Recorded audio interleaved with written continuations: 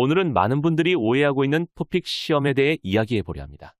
특히 이 시험은 실제 결혼한 신부가 한국에 입국할 때 중요한 역할을 하며 시험 결과에 따라 입국 시기가 몇 개월씩 늦어질 수도 있습니다. 이 시험의 중요성은 한국에 거주할 외국인 신부나 한국에서 취업을 준비하는 분들에게 필수로 요구된다는 점에서 비롯됩니다. 이 영상에서는 토픽 시험의 구성, 각 급수별 차이, 그리고 시험 준비 과정의 어려움과 이를 어떻게 극복할 수 있는지에 대해 설명드리겠습니다. 또한 결혼업체에서 일하는 통역사들의 한국어 능력, 신부들이 경험하는 한국어 학습 환경, 그리고 체계적인 교육 시스템의 중요성에 대해서도 다룰 예정입니다.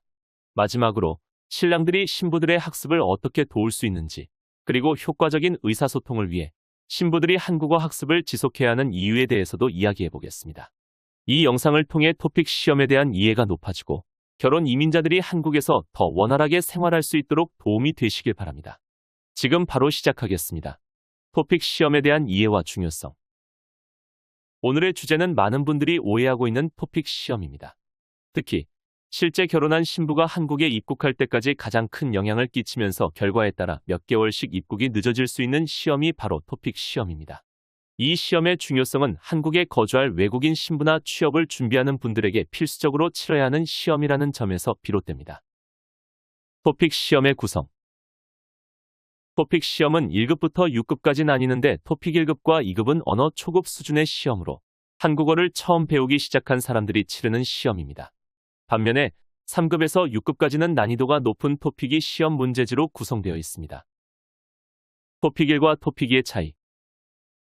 보통 많은 분들이 1급이 가장 좋은 급수라고 오해하곤 합니다. 사실 1급은 토픽 시험에서 가장 낮은 급수입니다.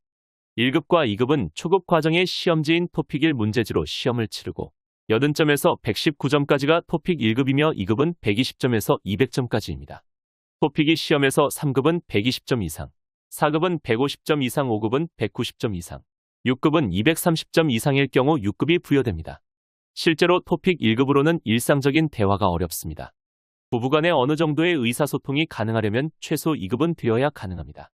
이 점은 실제로 2급을 합격한 신부들과 교제하고 있는 신랑들이 잘 알고 있습니다. 결혼업체에서 일하는 통역들은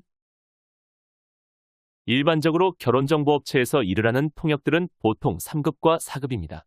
6급은 거의 한국인과 같은 수준의 한국어 능력을 필요로 합니다.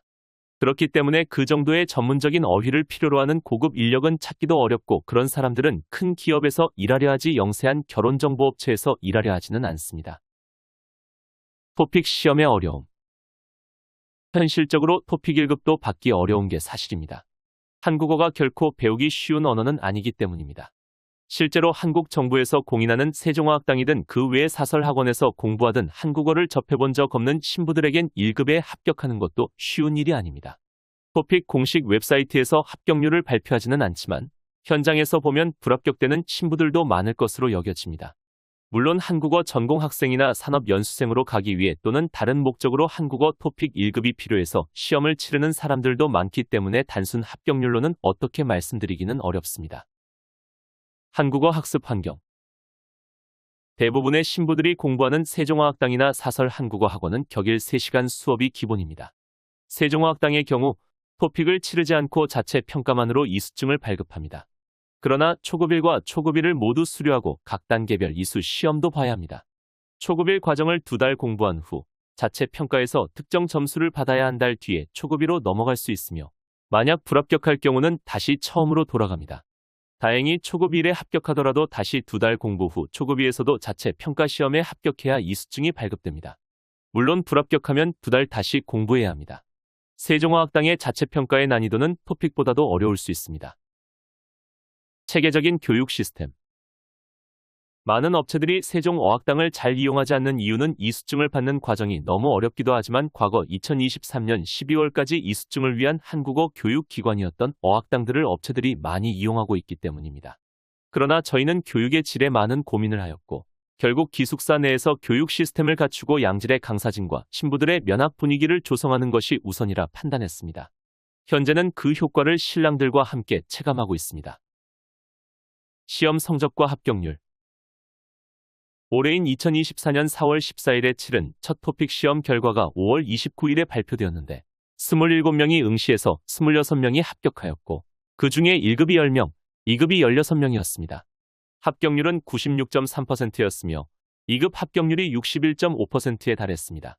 또한 2024년 두 번째 토픽 시험이 5월 12일에 실시되어 6월 26일에 발표된 성적에서 35명이 응시하였고 1급은 전원 합격하였으며 그중 20명이 2급에 합격하였습니다.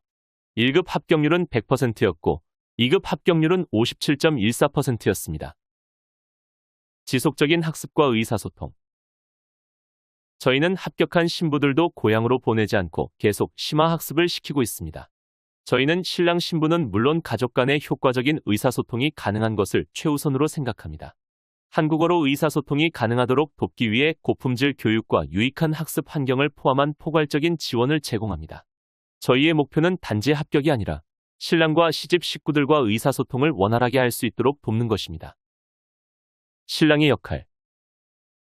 신랑들도 신부들의 공부하는 모습을 실시간으로 함께하면서 격려해주는 것이 신부들이 더욱 공부에 매진하는 계기가 되지 않았나 싶습니다.